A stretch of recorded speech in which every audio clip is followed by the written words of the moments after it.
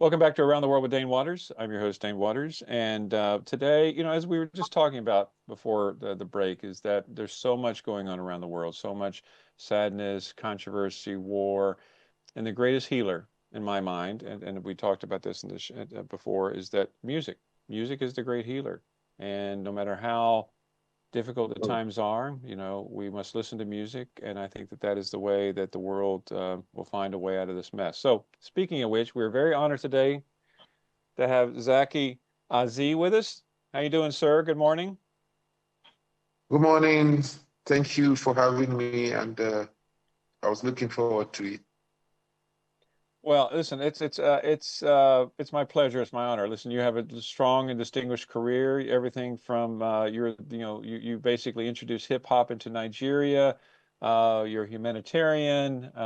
You are a man who admit multiple many talents. So let's get into this. And because one of the purposes of this show is to expand globally and help people know what's going on around the world and important people and people who are can make a difference in the world. And you're clearly one of those people who can. So talk to us a little bit about how did you even become a singer and a hip hop artist? Well, I come from the northern part of Nigeria, and at that time when I was growing up, somewhere around 19 in the 70s, um, most of the songs in Nigeria then, the trending songs and the big stars were all reggae artists like dancehall um, and all that. But in the north, strangely, in the northern part, it was hip hop. If you remember artists like Curtis Blow, LL Cool J, those were the acts, those were the kind of songs that were being patronized in the north. So growing up, I was influenced by these hip hop songs, but it wasn't the same with the entire country. It was just not. So was how I started. We used to have things like rap attack, where you go and just compete on a radio station using a DJ, and then I would sing on TV stations, hip hop songs, try to mime songs of Michael Jackson, songs of Curtis Blow, Cool Moody. I know you will not, you may not know names like that, you Well, I know know. Michael Jackson. I Um, definitely know Michael Jackson. So Okay, okay. So I will mime songs like that, and um, so by the time I wanted to get to the mainstream of the Nigerian music industry, um, nobody would accept me because I was doing hip hop music, and hip hop music is not selling in Nigeria. Nobody listens to hip hop. It's just reggae, dancehall. We had the biggest acts at that time were people like Majek, Fashek, um, Blackie, Daniel Wilson, Manditos. All these names I've mentioned were all dancehall and reggae artists, but hip hop being the only thing I know. But what gave me an edge was that I I put a lot of tradition into it. I came out with what we call traditional hip hop, so there's a lot of house language in it, and then English, you know, and that's what gave me my break basically. So by the time I eventually got a recording deal, because most of the recording companies at that time, EMI, Polygram, would not even give me a contract because they would not sign me on because I was doing hip hop, and hip hop was not the in thing at that time. But somehow, because of the traditional languages I infused in the hip hop, I was able to make a headway with EMI. And by the time the first song came out and it was a hit, I think that was the beginning of my career. well, let's so let's fast forward to today. I've been to Nigeria many times and around the world. Wherever I go around the world, I run into young adults, kids singing. They love to sing, and everyone wants to be a star. There's no doubt about that.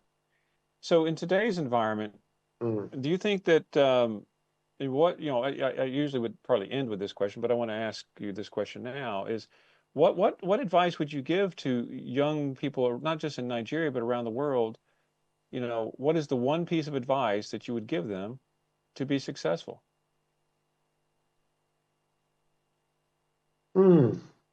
Well, what I would say is that no matter how talented you are, your attitude has a lot to do with how far you get in life. Your attitude, if you are the best talent in the world, if you are the best singer, the best rapper, you're loved by the whole world, and you don't have the right attitude. Um, Wrong attitudes could get you into drugs, could get What do you see are the opportunities for Nigerian musicians around the world? like I was saying, when we started, it was very difficult um, because Nigeria was dominated by Western music, American music, European music, Um, Nobody will listen to the local content, the local Nigerian music. Um, after some time during our struggles, we uh, started getting attention from Nigerians in diaspora who came in with their expertise and boosted the Nigerian music. Um, before the greatest achievement for the Nigerian music right now is that Nigerians finally embrace Nigerian music. It was when Nigerians finally embraced Nigerian music against the 95% Western music like it used to be, that is what actually gave Nigerian music the boost that it has now. That is what now propelled Nigerian music to the whole world entirely. And however, I think one of the things that is also giving us an edge now is because the genre of Afro music, Afrobeat music has been accepted worldwide. And then there's also the fusion of collabos between the Nigerian acts and the American acts.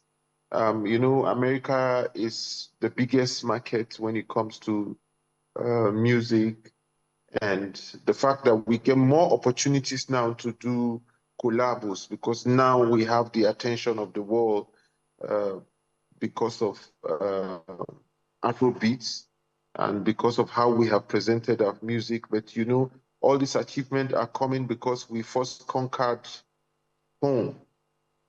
That is where we can now project to the world. So I think that, however, my only fears is that I don't want what happened to reggae music to happen to Afrobeats, you know?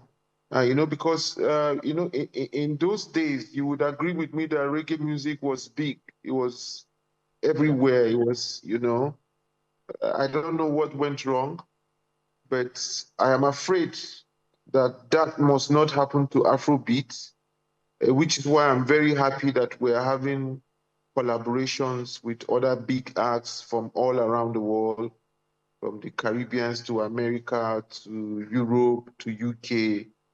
I think that's the only way we can sustain and constantly sell Afrobeat to the world, So, Well, it's um, interesting. It's interesting you say that because I agree. Like if you look back at reggae and others, when they kept, and it goes back to something you said, when they stayed to their core, to their original beats, to their yeah, heritage, they were yeah, big. And then when they, I don't want to say sold out, but when they started trying to mix it and they lost the originality of it, that's when I think it diluted it and it wasn't as strong. So I do agree that that if you stay true to your roots, And it's mm, there's a distinction about it. I mean, one thing about Afro beats, as you talk about, it's a unique sound, and there's so much music around the world.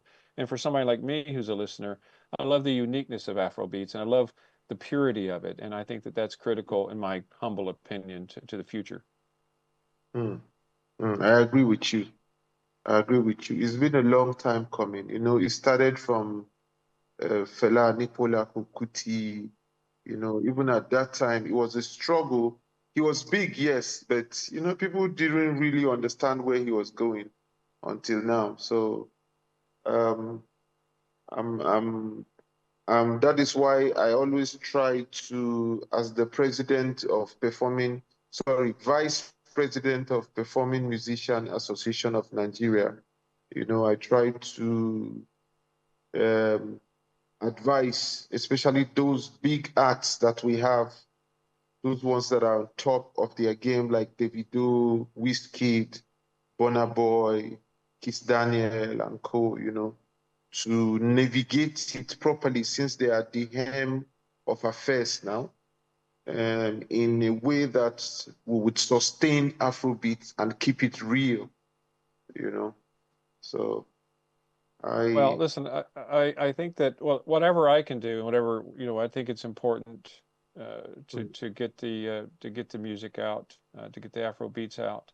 Um, and whatever we can do to help spread the word, I would love to do it. And sadly, we've run out of time, but it's a great pleasure and honor having you on the and show today. I wanted to ask you a question, but Sure. since you said we ran out of time, let me just.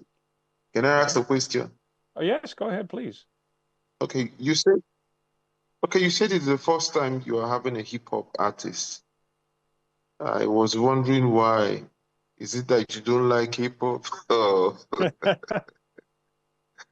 oh, No, I know I'm the first because the show, well, for me personally, I've met some hip hop artists, but on the show, you're the first. okay, We actually you're the okay, first musician we've had on the show because, we normally talk more about global okay. events, but one thing that we want to do on this show is that talk more about the things that, we talk a Mm, lot about things that are negative. Sadly, we do, and we really want to focus more things on mm, positive, more and music. And I keep going back to this is that, I've been in a lot of war zones. I've been places that, my mother would hate me for ever going to. But what calms people is music, no matter whether it's reggae, no matter if it's hip hop, no matter whatever it is, it true, calms people. And very and true. and this is where I want us to, and I think that spreading music around the world, and I hate it sounds hokey, but the love of music is very important. And individuals like you and all that you've done is definitely the right way to do it. And so I applaud all your efforts. I truly do. So, and I hope to have you back on the show. I really do. So, Thank you so much. Thank you so much for thank, having me. I appreciate it. thank you. Thanks for being with Around the World with Dane Waters. Let's take a quick break and we'll be back with our next guest. Thank you.